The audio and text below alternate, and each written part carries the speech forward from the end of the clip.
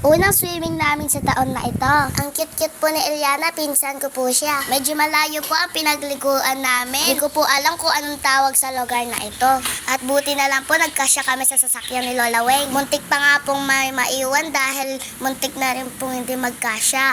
Malapit na po kami sa Kibyang Tunnel. Started na po kami mag-picture-picture. First time ko lang po makapunta dito at si Mami sabi niya, ay nakailang daan na po pala ako. Kasama sila Lola Weng, si Mami pa lang po pala ang first time. Minto pa nga po kami dito dahil nag-picture-picture pa nga po kami. May nagtitinda pa nga po dito ng pampasalubong katulad ng Impasul. Ay, Ispasul pala.